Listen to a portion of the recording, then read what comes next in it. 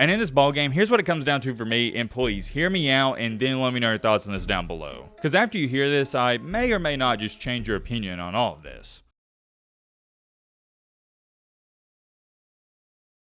Come on, man. You know why I'm here. I know why you're here. We're here to preview and predict the national championship. All right, Matt. Calm down, buddy. I'm sorry. It's the final game, and wow, now I think about it. Dang, it's the final game. Well, I didn't even think about this up until I sat down to record this video currently.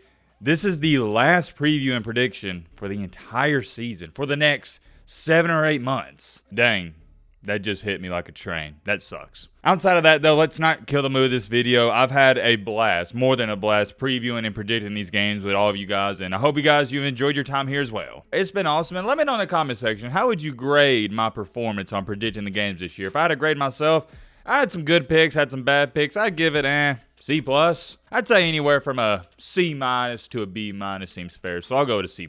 I will say this, outside the semifinals and the college football playoff, bowl season was pretty good. I was spot on the money. Picked Ole Miss to beat Penn State, picked Missouri, that was a big upset, to beat Ohio State, and also picked Arizona to beat Oklahoma. That was also an upset. And there's no way to find this out because you'd have to go back and watch all the videos, but I wonder what my record was predicting all the games this year. I have no idea, but that is besides the point. We are here to preview and predict the Michigan versus Washington matchup tomorrow night. For starters, you know what? Let's go with the underdog in this game, Washington. Number 2 team in the country. They haven't lost a single game this entire year. They are undefeated heading into this matchup. They've had a fairly interesting season, to say the least. They've played in 8, count them, up until this point, 8 one-score ball games. And the only bad thing I can say about this Washington team all year long is, yes, they play up to a competition, but sometimes they play down to a competition. Which doesn't matter in this ball game because you're not playing a Stanford or Arizona State. You're playing Michigan, and I expect them to rise to the occasion. They've done it all year long, and I think you're lying to yourself if you think or even say that Washington's going to lay an egg in the national championship. It's not going to happen. And what's really funny about this is normally when we're talking about a team in a bowl game, I sit up here and say, oh yeah, well they've had their ups and they've had their downs, but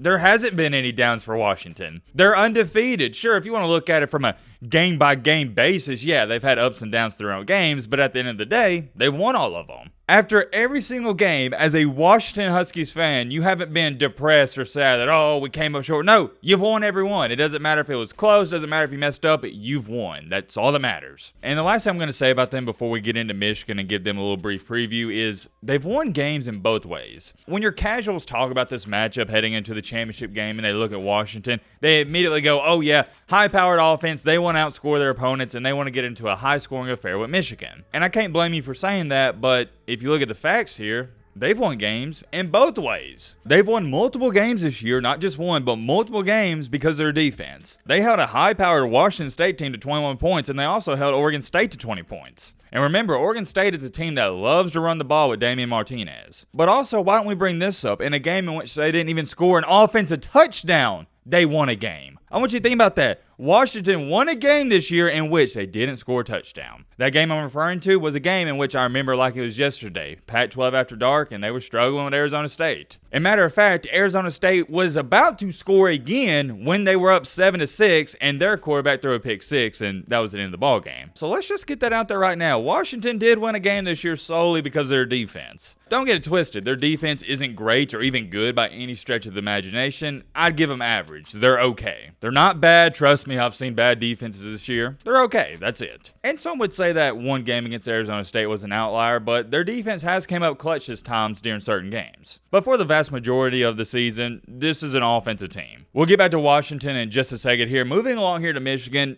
I'm not going to spend too much time talking about them because most people, they already know a lot about them. The reason I spent more time talking about Washington is because most people don't know a lot about Washington. They're on the West Coast, and if I had to guess, you watching this video, 99% of you, you've only watched about 3 to 4 Washington games all year long. Whereas on the flip side, I'd say 99% of you watching this video, you've probably watched at bare minimum 8 Michigan games this year, maybe 7, something like that. They're not flashy. They're not going to do anything that wows you. They're not a splash in a pan like I said in yesterday's video. They play old school style of football, and I love it. Some people would say it's boring, in which, yeah, I agree, sometimes it is, but I like it. It's a change of scenery because nowadays in college football, it's almost like, all right, first team to 40 wins. Outside of that, you should be familiar with this Michigan team. Blake Corum, he came back. Their star running back, J.J. McCarthy, their star quarterback, he came back. And yes, I am labeling him as a star quarterback. We'll get to that in just a second. A little foreshadowing there, and their defense, well, it's Michigan. They've always had a pretty good defense. And I said pretty good. My apologies. That was understating it. They have an elite defense. They've relied on that defense all year long, and Michigan has proven, and Jim Harbaugh, more importantly, has proven this,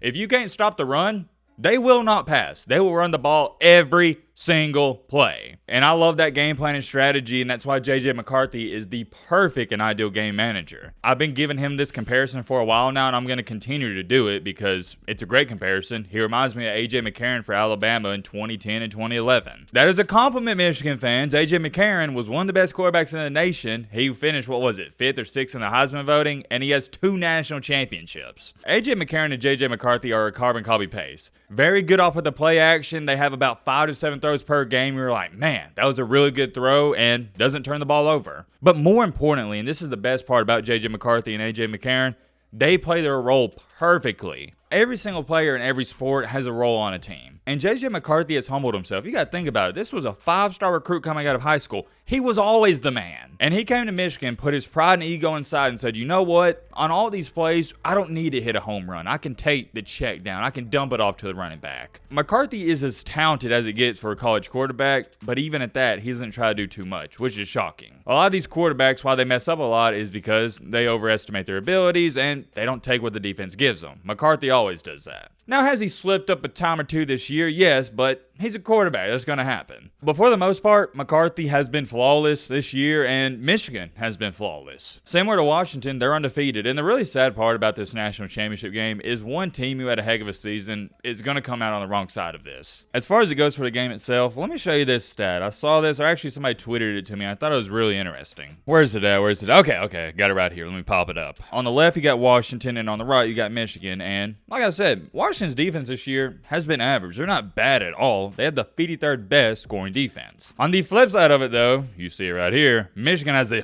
1st ranked overall defense. And I'm not just talking about for scoring defense, I'm talking about total defense as well. 1st and 1st. Washington, on the other hand, not so good. Their total defense ranks 94th. Michigan's total offense is number 70 overall in the entire nation. Not good, at least on paper. On the flip side for Washington, they rank number 10. Obviously, this goes without being said, something in this ball game has to give. Either the Michigan defense is going to have to give out, or that Washington offense is going to have to give out. One of those two. And maybe we see a combination of both. Who knows? I guess we'll have to wait and see. I tell you this much, though, and you can do what you please with this information. Defense wins championships. I'm going to say that one more time. Defense wins championships. And I know what you're sitting there saying, or you're telling yourself. So, Matt, what are you trying to tell me?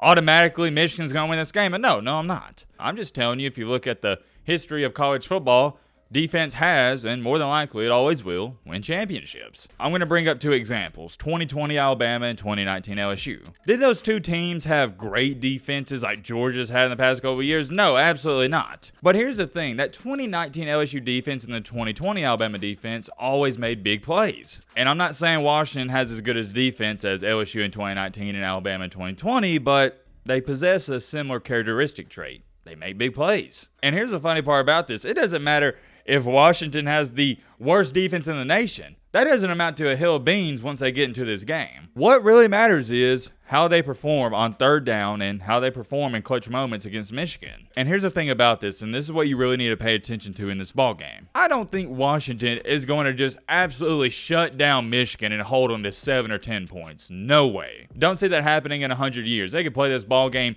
100 times, and I don't think it happened once. But here's the kicker with that. Washington doesn't need to do that, nor do they expect to do that. I know this, so you can bet your best bet. They know this, and they understand this. The X factor in this ball game is going to be how that Washington defense performs on 3rd down. Can you get off of the field, and also, can you force a couple of turnovers here and there? Turnovers and 3rd downs. That's the X factor in this ball game. Let's address this, though, and I meant to talk about this earlier, but it is what it is. We're getting to it now. This game against Michigan is a very bad matchup for Washington. Football is all about matchups. In Michigan, I stated it, and I'll stand 10 toes down on this. They matched up terribly against Alabama. Why? Because they fed into their hands. I said fed into their hands. It's played into their hands, but you get what I'm trying to say. And what I mean by that is, Michigan plays similar to Alabama. They want to out-physical you. And that's not a good matchup when you're going up against Alabama, because if you look at the histories of teams that have beat Alabama, how they've done it. Not by physicality, but it's by having an elite quarterback that can throw for over 300 yards and take over a game. And I know what some people are saying. Well, what's this dude talking about? Michigan beat Alabama. He's wrong. Well, no, I'm not. Look at Georgia. Why is Georgia's biggest kryptonite Alabama? Because they have a similar play style to Alabama. They play into the hands of Alabama. They're a carbon copy paste, and that's not what you want to do. Granted, you may win the game, but you don't match up good against them. And that's what was so impressive about Michigan beating Alabama.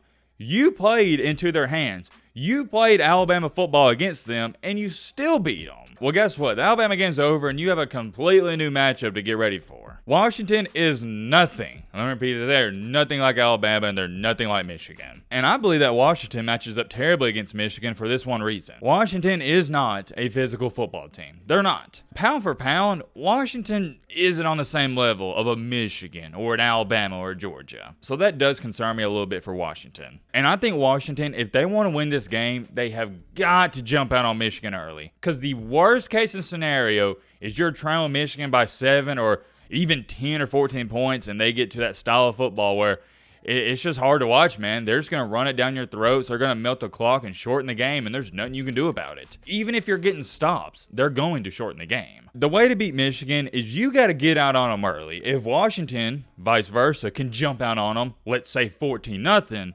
that's when I think Michigan may panic a little bit. But as long as this is a 10-point game, winning or losing, Michigan's not going to panic. And Washington wants to run and gun right. Well, I got some bad news for you, buddy. That ain't going to happen. Michigan is like one of those college basketball teams that they never run the fast break. They never push the ball. They play half-court style offense. They're like Virginia. That is the greatest comparison I can give you if you watch college basketball. They're like Virginia. And another matchup I'm looking forward to, and I think this is also another X factor, is the Michigan front seven versus Dylan Johnson and that offensive line. I'm going to be honest, guys. I don't know what to expect there because, remember, Washington didn't even have any run success whatsoever against Texas. They only had about roughly 100 yards. They was averaging 3 yards per carry. That's not good. They beat Texas solely because of Michael Penix Jr. threw for 430. And I'm going to let you know right now, Michael Penix Jr. will not, let me repeat this, he will not throw for 430 yards against Michigan. There's no way, absolutely no way. And it goes back to this. He could complete every single pass and it's still not going to happen because Michigan is going to shorten the game. And screw 430, I don't even know if there's a chance he could throw for over 350. So let's get that out there right now. Alabama's quarterback Jalen Milroe threw for 116, and here's a fun fact for you.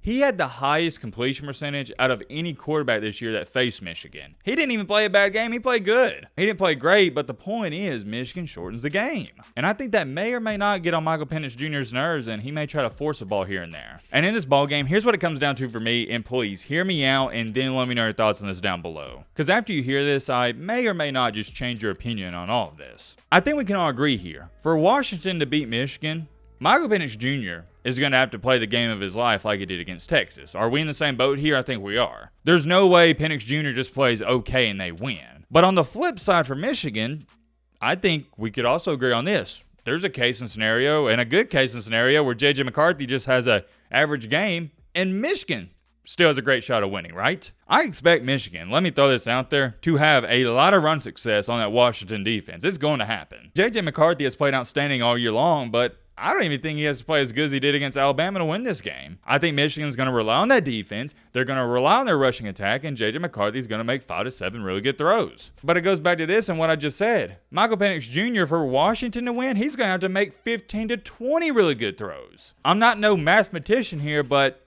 that's not very good odds. In big-time games like this, I have to pick the team that I trust more, and I think you know where I'm going with this. I trust Michigan way more. I think they're way more physical than Washington, which I love, and overall, I think they're a better football team. And it's not to say that Washington can't win this game and it's far-fetched to think they're going to win. Absolutely not. They're in the national championship for a reason. They're an outstanding team. But for me at least, and this is just me, I got to roll with Michigan. I'll take Michigan in this game. I'll give you a score here. Let me think about this.